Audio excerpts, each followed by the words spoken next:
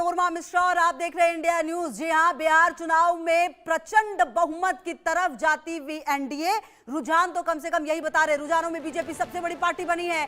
94 सीटों पर बीजेपी आगे चल रही है। फिलहाल 84 सीटों पर जेडीयू आगे है। चिराग की पार्टी को 19 सीटों पर बढ़त है। अहम जानकारी आपको दे रहे हैं, 94 सीटों पर बीजेपी आगे चल रही है। बहन बेटी के सुरक्षा व्यवस्था एकर जीत भई बाटे। ये जीत कोई नॉर्मल जीत नहीं है। बिहार ने अपने को खुद को वोट किया, अपने भविष्य को वोट किया है, विश्वास पर वोट किया है। उनको पता है मोदी जी हैं, उनको पता है नीतीश कुमार है, उनको पता है भारतीय जनता पार्टी है, एनडीए सरकार है। वो पांचों पांडवों पर विश्वास था। क्या जीत हुई है भाई, चर्चा हो गई इसकी। बम बम एकदम हर हर महादेव महादेव का पूरा डमरू गड़ गड़ गड़ गड़ गड़ गड़ गड़ गड़ बजे लगल आज। जय हो, दिल खुश। इतना नमन आप लोगों को गोड़ छू के। महादेव महादेव। धन्य है बिहार। सीता मैया की जय। प्रभु राम तो आ गई ना अयोध्या, अब माइयो आई, विकासो आई। सब लोग सुरक्षित रहिए। जय हो आप। सुन रहे थे रवि किशन भी अब बधाई देते हुए। और देखिए, ये तो सिलसिला लगातार चल ही रहा है बधाइयों का। और कहीं ना कहीं जिस तरीके से उम्मीद शायद 160 सीटों की बात गृह मंत्री अमित शाह ने कही थी, तो हमारे साथ अतुल जी की भी मौजूदगी है, कुशाग्र जी की भी मौजूदगी है। कुशाग्र जी, देखिए लगातार हम बात कर ही रहे थे, अभी फिलहाल ये रुझान अब धीरे धीरे जो है वो नतीजों में भी तब्दील होंगे, लेकिन जिस तरीके से महागठबंधन का ये पूरा प्रदर्शन रहा है, सर आपको लगता है कि एक बार इस पर अब बैठकर विचार करने की जरूरत है कि आखिरकार चूक कहां रह गई, और चूक इतनी बड़ी कि इस तरीके के नतीजे सामने आए, इसकी उम्मीद तो आप लोगों ने नहीं की होगी सर? देखिए, मैं आपको शुरू से एक बात बोल रहा हूं, मैं अपनी उसी बात पे कायम हूं। हमारा कैंपेन बहुत अच्छा था। हमारे मुद्दे जो थे वो जनता से जुड़े हुए थे, चाहे वो पलायन हो, अशिक्षा हो। आप लोग खुद ग्राउंड पे रिपोर्टिंग कर रहे हैं। आपने खुद देखा है कि बिहार बाकी राज्यों के मुकाबले 20 साल में इन लोगों ने बिहार को क्या दिया है। इतनी स्ट्रॉन्ग एंटी इनकम्बेंसी है, सब कुछ है। ठीक है, कहीं ना कहीं हमसे भी त्रुटियां हुई हैं, हमसे चूक हुई है, उसकी हम समीक्षा जरूर करेंगे। मगर मैं आपको क्लियरली ये बात आपके चैनल से बोलना चाहता हूं, अभी तक जो चुनाव होते थे इन बिटवीन पॉलिटिकल पार्टीज होते थे, बट ये चुनाव से ये सिद्ध हो गया that it's now it's going to be, जो जाएगा वो इलेक्शन कमीशन वर्सेस जनता का जाएगा चुनाव। क्योंकि जिस तरीके से एसआईआर में धांधलियां हुई, गड़बड़ हुई, अभी थोड़ी देर पहले मैं एक रिपोर्टर्स कलेक्टिव की रिपोर्ट पढ़ रहा था, उसमें आया है कि 5000 उत्तर प्रदेश के वोटर जो हैं वो बिहार की ईसीआई की वोटर लिस्ट में एडेड पाए गए हैं। अभी मैंने थोड़ी देर पहले ये एक रिपोर्ट पढ़ी है। तो इतनी, और जमुई के एक बूथ की घटना जहां पे एक ही घर में 223 लोगों के वोट मिलते हैं, तो ये कैसे पॉसिबल है कि इतनी त्रुटियों के बाद भी हम ये मान लें कि चुनावी प्रक्रिया निष्पक्षता से करी गई है। कोड ऑफ कंडक्ट लगता है, वहां पे 10,000 का ये वितरण करते हैं महिलाओं को। क्या ये मुद्दे नहीं उठाने चाहिए लोगों को, और विपक्ष का ये काम नहीं है? या पत्र से अवाम तो बिल्कुल तैयार था इस बार चेंज के लिए, खासकर यंगस्टर्स। मगर जो जस्ट इलेक्शन से एक महीना पहले जिस तरह से नरेंद्र मोदी और नीतीश ने एक फैसला लिया कि महिलाओं को 10,000 रुपए कैश ट्रांजैक्शन, कैश ट्रांसफर करवाया, जो अभी तक इंडिया में सबसे बड़ा कैश ट्रांजैक्शन है। उसकी गूंज भारत में नहीं पूरी दुनिया में गई है। जब तक आप नरेंद्र मोदी के दामन पे दाग लगाने की साजिश करते रहोगे, तब तक इस देश की जनता तुम्हें आईना दिखाती रहेगी। भारत की जनता कुछ भी बर्दाश्त कर सकती है, लेकिन ये बर्दाश्त नहीं कर सकती कि नरेंद्र मोदी के दामन पे आप दाग लगाने की साजिश करें। बाज आ जाओ, मैं फिर कह रहा हूं, बाज आ जाओ। को आप सुन रहे थे। ठीक है कुशाग्र जी, जो सवाल आपने उठाए हैं वो सवाल अब जरा अतुल जी के पास भी लेकर चले। आती हूँ कुशाग्र जी। अच्छा अतुल जी, देखिए कुशाग्र जी जो बातें कह रहे हैं और जो बातें सामने आई हैं, कहीं ना कहीं अब वो कह रहे हैं कि ये जो चुनाव है वो पॉलिटिकल पार्टी के बीच में नहीं होता, मतलब कहीं ना कहीं चुनाव आयोग ही जो है वो आप लोगों की मदद करता है। ये बात लगातार कहते रहे हैं ये लोग। मैम, कुशाग्र जी ही नहीं, कांग्रेस ही नहीं, पूरा विपक्ष इस बात को कह रहा है। और जब ये जब कहते हैं कि जब कांग्रेस जहां हार जाती है वहां चुनाव आयोग वर्सेस विपक्ष हो जाता है, और जहां ये जीत जाते वहां ईवीएम बहुत अच्छी हो जाती है। मैडम मैं आपको अवगत करा देना चाहता हूं मैडम, जहां जहां इनकी हार होती है करारी, जहां जहां जनता ईवीएम की तो जहां जहां जनता इनको जवाब देती है मैडम, वहां वहां ये आयोग वर्षित विपक्ष कर देते हैं। इनको आज तक ये अकल नहीं आई है कि बिहार की जनता ने आपके शासनकाल में उन्होंने कुशासन झेला है, उन्होंने जंगल राज झेला है, उन्होंने माताओं बहनों की इज्जत असमत लुटती हुई बिहार देखा है। ये लोग, बिहार के लोग कैसे भूल जाएंगे? बिहार के लोगों ने देखा है एनडीए का शासनकाल भी, बिहार के लोगों ने देखा है नरेंद्र भाई मोदी जी का शासनकाल भी, जिसमें हमने युवाओं के लिए रोजगार के लिए अवसर मुहैया कराए मैडम, और महिलाओं के लिए हमने लखपति दीदी, एक महिला जो बेचारी छोटी छोटी महिला थी वो लखपति दीदी बनाने का काम भाजपा की सरकार ने किया।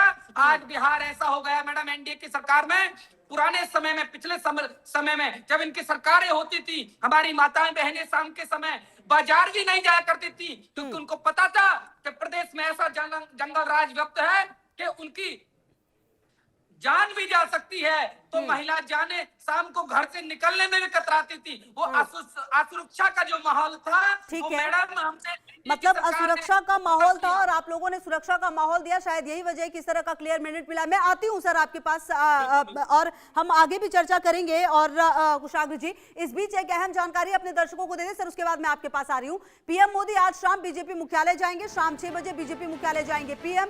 बीजेपी कार्यकर्ताओं को संबोधित करेंगे पीएम मोदी, और ये प्रधानमंत्री का चिरपरिचित अंदाज है।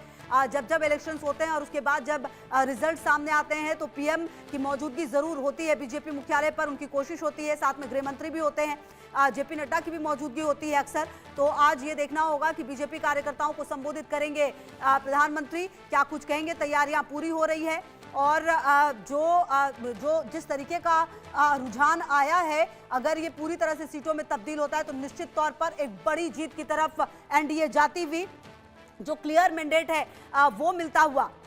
और कुशाग्र जी आप कुछ कह रहे थे, वो भी जवाब दीजिए। और साथ में सर ये भी कि कुशाग्र जी ये बात तो माननी पड़ेगी कि जो जंगल राज, चाहे इसको जिस भी परिप्रेक्ष्य में लाया गया, लेकिन जिस तरह से अब इसका इस्तेमाल होने लगा है, कहीं ना कहीं लोग भूले नहीं है एक्चुअली उस पल को, उस दौर को। और उन्हें शायद एक वर्ग को डर लगता है कि शायद अगर दोबारा सरकार आ गई, वो दौर भूल नहीं पाते हैं कि फिर से हमें शायद उन चीजों का सामना करना पड़ेगा। ये एक डर है शायद लोगों के मन में। देखिए, मैं आपको क्लियर बोलना चाहूंगा, ये कोई डर नहीं है, कोई जंगल राज लालू जी के टाइम। और अगर आप एनसीआरबी के डेटा को, जो सरकार ही जारी करती है, उसको भी आप कंपेयर करेंगे तो आपको समझ आ जाएगा 20 साल का कुशासन और 20 साल का वास्तविक जंगल राज क्या रहा है। जिस प्रदेश में उप मुख्यमंत्री के ऊपर सरेआम चुनाव में हमला हो जाता है, दुलार चंद यादव जो विधानसभा के प्रत्याशी थे, उनकी डेथ हो जाती है, उनका मर्डर हो जाता है। क्लियर कर लूं सर, फिर आप आगे कंटिन्यू करिएगा। मैं आपकी बात पे क्लियर करना चाह रही हूँ। आप ये कह रहे हैं कि वो जो 20 साल था वो ज्यादा अच्छा था, ये 20 साल खराब रहे हैं बिहार के लिए, आप ये कह रहे हैं?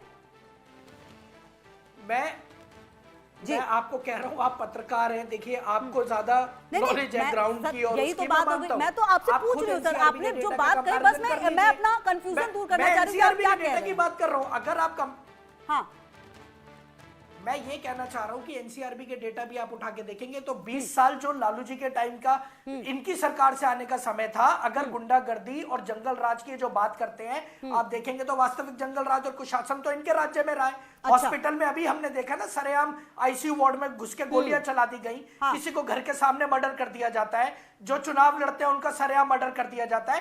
प्रदेश का मुख्यमंत्री ये कहता है कि मेरे पे हमला हुआ, और सदकात आश्रम, हमारा कांग्रेस मुख्यालय, जब भाजपा गुंडे भेजती है, क्या ये जंगल राज की तस्वीर नहीं है?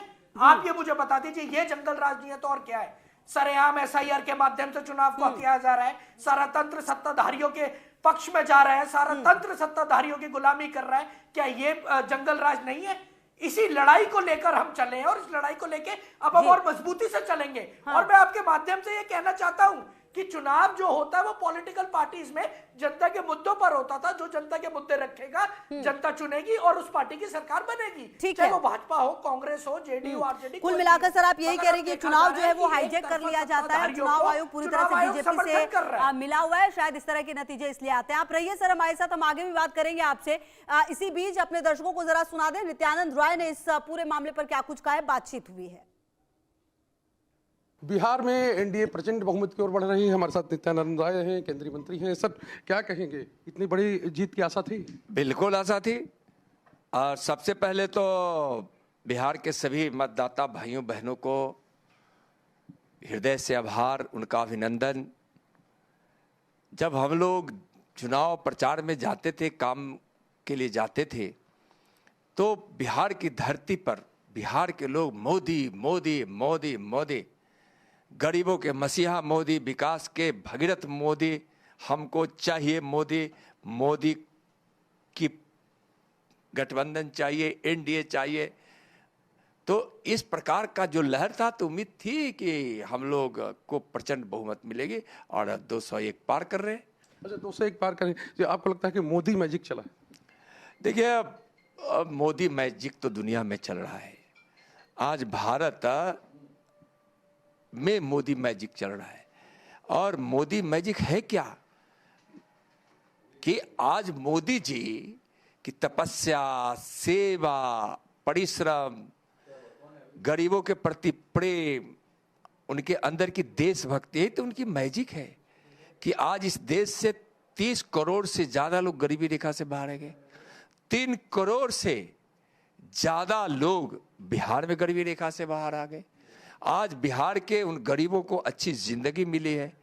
बिहार ने विकास देखा है, सड़कें है, बिजली है, पानी है, घर में नल जल से है, शौचालय है, सिंचाई की व्यवस्था है, अच्छी स्वास्थ्य व्यवस्था है, शिक्षा व्यवस्था है। तो निश्चित रूप से बिहार विकास देखा है। बिहार को जंगल राज नहीं चाहिए था। बिहार के लोगों को मोदी जी पर भरोसा था, एनडीए पर भरोसा था, एनडीए के नेताओं पर भरोसा था, कार्यकर्ताओं पर भरोसा था, प्रचंड बहुमत दी। अच्छा, तेजस्वी यादव थे, उन्होंने तारीख तक तय कर दी थी, 14 को परिणाम, 18 को शपथ। देखिए, तारीख तो ना किसी से पूछे होंगे, अपने मन से, एक है ना कि अपने मन से कुछ तय कर लेना। लेकिन उस समय जब वह तारीख तय किए थे कि हम मुख्यमंत्री का शपथ ग्रहण लेंगे, उस समय बिहार की धरती ने बोल दिया था, कभी नहीं, कभी नहीं, एनडीए की सरकार बनेगी, तेजस्वी महागठबंधन के उम्मीदवार हो सकते हैं, कभी मुख्यमंत्री नहीं हो सकते। कई बार कहा है, वो लोग कह रहे थे कि अगर कुछ गड़बड़ हुआ तो नेपाल बना देंगे, बिहार में नेपाल जैसी हालात हो जाएंगे। देखिए, जंगल राज वालों की भाषा इसी तरह से होगी, अपराधी जैसी भाषा होगी, घमंड की भाषा होगी, धमकी की भाषा होगी। और तेजस्वी को हम साफ बताना चाहते हैं, जंगल राज नहीं है, एनडीए का राज है, बिहार की जनता का राज है। कानून तोड़ने की कोशिश किए तो परिणाम भोगोगे।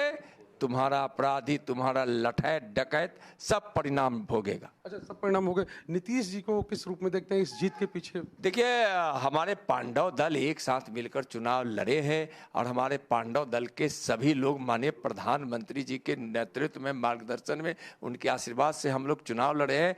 तो पांडव दल की एकता, एकजुटता और हमेशा मिलकर एक साथ का प्रयास, यह प्रचंड बहुमत दिलाई। अच्छा, इतनी बड़ी जीत मिली है, किस तरह से आगे बिहार में आप लोगों की क्या योजना है, किस तरह से आप लोग काम? जो भी बिहार के लोगों के साथ एनडीए वादा की है वह पूरा किया जाएगा। और बिहार के लिए, बिहार के नौजवानों के लिए, गरीबों के लिए, माताओं बहनों के लिए और किसानों के लिए और उनके उज्जवल भविष्य के लिए, उन्नति के लिए, विकसित बिहार के लिए जो जो जरूरत होगा, शांति के लिए, सुशासन के लिए, सब एनडीए सरकार यहाँ करेगी। अच्छा, आखिरी सवाल, तेजस्वी यादव खुद भी पीछे चल रहे हैं राघोपुर से, थोड़ी देर में इस पे बात करते हैं। तो थोड़ी देर में इस पे बात करते हैं। ये नित्यानंद राय हैं, वो अपनी बात रख रहे थे और कह रहे थे कि जो मोदी मैजिक है वो चला है। कैमरामैन कृष्णा झा के साथ शैलेंद्र, इंडिया न्यूज, पटना। और देखिए लगातार जो तस्वीरें हैं वो सामने आ रही हैं, जश्न की तस्वीरें हैं और पूरा जो आप देखिए बीजेपी कार्यालय खास करके और जो जेडीयू कार्यालय है वो जश्न में डूबा हुआ है और मिठाइयाँ तो 2-3 दिन पहले से ही बननी शुरू हो गई थी और यहाँ पर नाच गाना होली दिवाली सब एक साथ होती हुई बिहार में अब धीरे धीरे जो रुझान है वो देखिए और ज्यादा चेंज होते हुए और 207 की तरफ अब एनडीए बढ़ती हुई नजर आ रही है। महागठबंधन का जो आंकड़ा है वो थोड़ा सिमटता हुआ और नजर आ रहा है। अच्छा देखिए एक चीज ये भी है, AIMIM 6 सीटों पर लीड कर रही है, कांग्रेस अब 1 सीट पर आ गई है लीड करते हुए, जबकि जो आरजेडी है वो 25 सीटों पर सामने आ गई। और इसी बीच एक बड़ी खबर आ रही है वो अपने दर्शकों को बता दें, बिहार में एनडीए की जीत के बाद जश्न है। हरियाणा के पंचकुला में भी जोरदार जश्न है, पंचकुला के पंचकमल कार्यालय में जश्न का माहौल है। कालका से बीजेपी विधायक शक्ति रानी शर्मा की मौजूदगी है, पंचकुला के जिला अध्यक्ष अजय मित्तल भी यहां पर मौजूद है। तो कहीं ना कहीं जश्न का माहौल यहां पर बिहार में एनडीए की जीत के बाद जो जश्न का माहौल है वो जगह जगह पर नजर आ रहा है। और आपको बता दें हरियाणा के पंचकुला में भी जोरदार जो जश्न है वो मनाया जा रहा है। और यहाँ पर आपको बता दें कि ये देख लीजिए किस तरह से तस्वीरें जो हैं वो लगातार सामने आ रही है, ढोल नगाड़ों की थाप पर नाचते गाते हुए यहाँ पर सभी और इस पूरे जश्न को सेलिब्रेट करते हुए।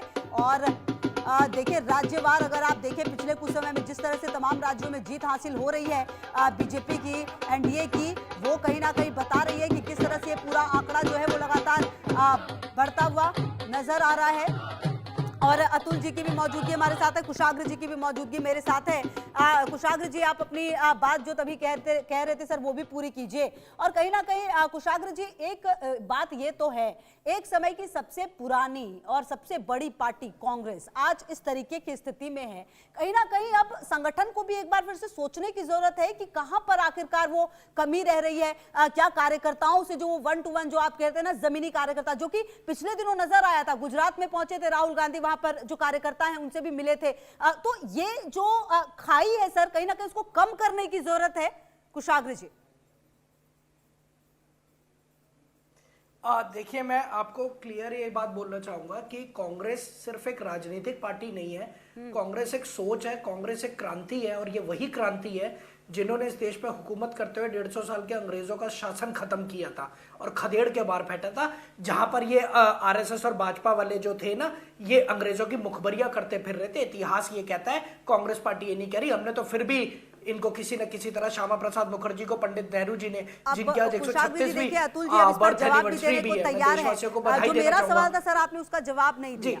जी मैं इसी बात पे मैं बोलना चाहूंगा जी, मैं उसी आपके जवाब पर आ रहा हूं कि हम वो लोग हैं जिन्होंने फिर भी श्यामा प्रसाद मुखर्जी को अपने फर्स्ट कैबिनेट में शामिल किया था। अब मैं आता हूं आपके जवाब पर कि संगठन कार्य, हमारा संगठन बहुत मजबूत है, जमीनी स्तर पर हम बेतहाशा काम कर रहे हैं। ठीक है, कुछ ऊपर नीचे की हमारी त्रुटियां हैं अभी भी, मैं उसको डिनाई नहीं करूंगा कि everything is perfect, 100% is perfect. कुछ कमियां जरूर होती हैं और जब इतना बड़ा परिवार होता है, इतना बड़ा संगठन होता है, तो कुछ ना कुछ ऊपर नीचे की त्रुटियां रह जाती हैं। हमारे यहाँ पे सिर्फ एक ठीक है कुशाग्र जी, ओके फाइन, अतुल जी से एक जवाब ले लूं मैं, जो इन्होंने कहा उसका रिएक्शन दरकिनार किया जा रहा है। ठीक है अतुल जी। जी मैडम, देखो भारतीय जनता पार्टी विश्व का सबसे बड़ी पार्टी है, आपको जानकारी है मैडम। अभी मैं कांग्रेस के नेता को सुन रहा था, पार्टी से ही खुशबू जी, उसी कह पार्टी रहे से थे कई कि बोगस कांग्रेस ने ये किया, फॉलोअर्स इनके, ये मेरे को कहने की जरूरत नहीं है, अपने बयान को वापस लें, ये अपने बयान को वापस लें, क्योंकि मैं आरएसएस का और भारतीय जनता पार्टी का बहुत, उन्होंने देश के लिए राष्ट्रवाद की भावना वाली पार्टी है भारतीय जनता पार्टी। आरएसएस ने 100 वर्ष पूरे किए हैं राष्ट्रवाद को जीवित रखने के लिए। मैडम ये वही लोग हैं, मैडम ये वही लोग हैं जो भगवान श्री रामचंद्र जी का अस्तित्व ही नकार देते थे। ये ठीक है, चलिए ये आरोप प्रत्यारोप का दौर तो चलता रहेगा। मैं वापस आप लोगों के पास आऊंगी, फिलहाल मुझे अब ग्राउंड जीरो पर भी जाना है, मेरे कुछ सहयोगियों की भी मौजूदगी है। और देखिए मैं इस वक्त भले ही बीजेपी बड़ी पार्टी होगी अतुल जी, मैंने ये कहा था एक समय की सबसे बड़ी और सबसे पुरानी पार्टी। बहरहाल ग्राउंड जीरो से मेरे सहयोगी मनीष की